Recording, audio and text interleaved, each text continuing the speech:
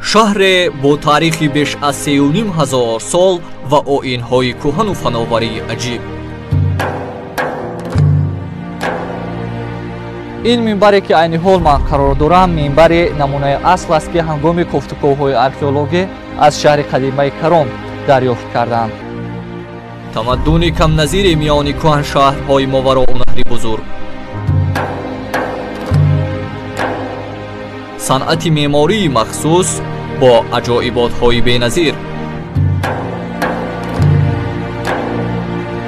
گفته می شود که در زمان آبادی شهر قدیمی کران در مساحت 100 گکتار جایگیر بوده است. شهر کران